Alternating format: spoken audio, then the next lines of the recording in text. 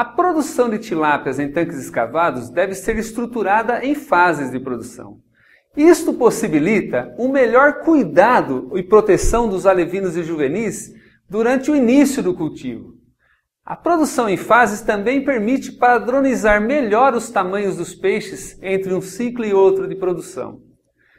Também possibilita o uso mais eficiente das unidades de produção, fazendo com que a piscicultura se torne mais produtiva com a mesma área. Outro ponto importante da produção em fases é que ela possibilita uma melhor previsão dos números que estão estocados nos tanques. Quando nós estruturamos a produção em fases, nós temos um bom controle do que está sendo estocado em cada tanque, em cada fase de criação.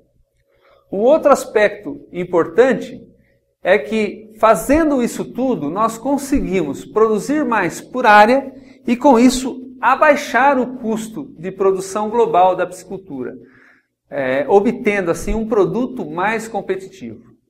Aqui vocês vão ver um exemplo de como pode ser estruturada a produção em fase. Normalmente os produtores usam pelo menos 2 etapas de produção, uma fase de recria ou berçário, onde se produz o juvenil, e depois uma etapa final de finalização. Nós aqui propomos até 3 etapas, o berçário, uma fase de recria e depois uma fase de terminação, como mostrado nessas imagens. Neste exemplo aqui projetado, vocês vão ver como estruturar uma produção em 3 etapas. Por exemplo, recebendo os alevinos de 0,3 gramas, alevino recém-revertido, vocês vão estocar eles nos tanques berçários, onde a proteção contra pássaros, por exemplo, telas antipássaros ou linhas protegendo contra o acesso a pássaros e predadores. Esse período de berçário é um período relativamente curto, de 30, 40, até no máximo 50 dias, e vocês vão obter nessa primeira etapa um peixe de 10 gramas. Finda essa etapa, vocês vão realizar a despesca, a classificação desses peixes e eles vão ser transferidos para a etapa seguinte, ou seja, uma etapa de recria, onde eles vão ser crescidos até mais ou menos 120 gramas. Essa etapa deve durar mais ou menos entre 60 a 90 dias, uma média de 80 dias de produção. Finalizada essa etapa de recria, já com os juvenis próximo de 120 gramas de peso médio, vocês vão fazer a despesca, classificar esses peixes novamente e transferir para a etapa final, que é a etapa de terminação, onde os peixes são estocados numa menor densidade e vão atingir aí o peso comercial, geralmente por volta de 800 gramas, em 120 dias. É muito importante, em cada etapa de produção, que nós tenhamos bem determinado o que é a capacidade de produção em cada tanque. Essa capacidade vai depender muito da renovação de água disponível, da presença ou não de aeração nos tanques de cultivo, do tipo de alimento que é utilizado, do manejo em si que está sendo implementado. Também essa capacidade de produção ela é ajustada para cada fase de produção. Geralmente peixes pequenos, alevinos, ainda juvenis, a gente trabalha com uma capacidade de produção em quilos por hectare ou em quilos por metro cúbico um pouco menor, geralmente 60% a 80% do que nós trabalhamos com o peixe já adulto, o peixe já em fase final de terminação.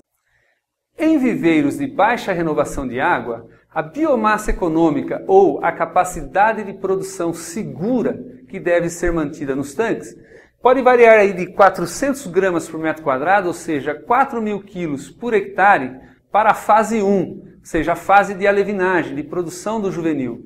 E pode chegar até 8.000 quilos por hectare, ou seja, 800 gramas por metro quadrado, nas fases 2 e 3. Seriam as fases já de recria e a fase de terminação. O fator que limita aí a produção de peixes nos tanques escavados, o primeiro fator limitante é o oxigênio dissolvido. Para que nós consigamos aumentar essa capacidade segura de produção ou a biomassa econômica do cultivo, nós precisamos então prover a aeração. Aí seria já uma outra etapa de produção ou um outro sistema, um outro nível de produção que nós podemos ter, por exemplo, troca parcial de água e aeração. Com isso, nós conseguimos aumentar a produção segura ou a biomassa econômica. Então, no caso da produção com aeração de emergência ou suplementar, é possível atingir biomassa econômica por volta de 600 gramas por metro quadrado na fase 1, ou seja, 6.000 quilos por hectare. E na fase 2, podemos chegar até 12.000 quilos por hectare, ou seja, 1.200 gramas de tilápia por metro quadrado. Esse número é muito importante para que nós dimensionemos a densidade de estocagem. Por exemplo, se eu posso atingir 600 gramas de peixe por metro quadrado na fase 1, e esses peixes vão ter 10 gramas de peso médio ao final dessa etapa, eu posso estocar aí no máximo 60 peixes por metro quadrado. Se na engorda, ou seja, na terminação, eu posso atingir 1.200 gramas por metro quadrado, ou seja, 1,2 kg de tilápia por metro quadrado, se eu vou produzir tilápias de 600 gramas, eu posso trabalhar até com 2 peixes estocados por metro quadrado. Se a minha tilápia é maior, por exemplo, 800 gramas, eu vou trabalhar com uma tilápia e meia estocada por metro quadrado nessa fase final de produção. Então é muito importante determinar a biomassa econômica de acordo com a possibilidade de troca ou não de água, de existência ou não de aeração para cada sistema de produção, ou seja, para cada fazenda de criação de tilápia. Isso vai nos ajudar a planejar a produção e não exagerar na estocagem em cada fase de cultivo.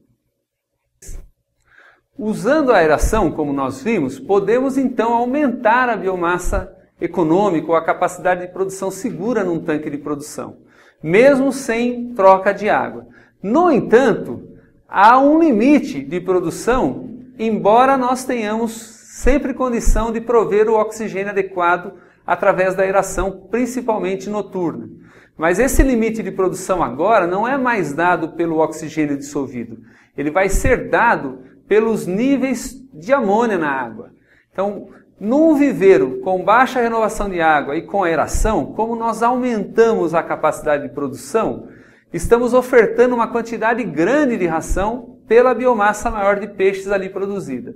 Com isso, vai havendo uma produção cada vez maior, uma geração cada vez maior de amônia, que o fitoplâncton não consegue retirar da água. Com isso, vai acumulando amônia no tanque de cultivo.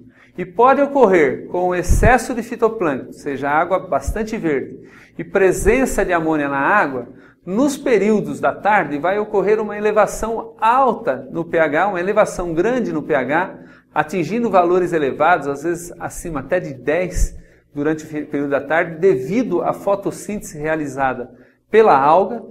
E esses valores elevados de pH vão potencializar a toxidez por amônia. Então, quando nós trabalhamos com aeração e baixa troca de água, o fator limitante da produção já deixa de ser agora o oxigênio, porque temos como prover a aeração, e passa a ser os níveis tóxicos de amônia. Então é muito importante aí, se quisermos aumentar a capacidade de produção, ou seja, aumentar a biomassa econômica, a partir desse ponto nós temos que começar a trocar água nos tanques de produção. E aí, quanto mais águas temos disponível para a troca, quanto mais água disponível para a renovação, com a aeração, maior pode ser a nossa capacidade de produção, maior a biomassa econômica. E com isso podemos estocar mais peixes por metro quadrado. Assim, é importante manter o fitoplâncton moderado e os níveis de amônia sob controle na água. Para isso, é necessário renovação parcial da água.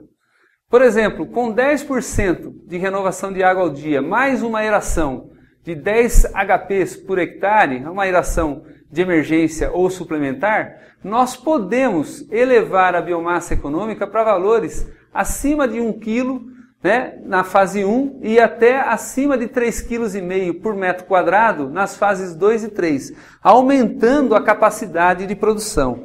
Ou seja, podemos trabalhar com mais de 10 toneladas de peixe por hectare, ou seja, de juvenis na fase 1 e valores até acima de 35 toneladas de peixe por hectare na fase 2.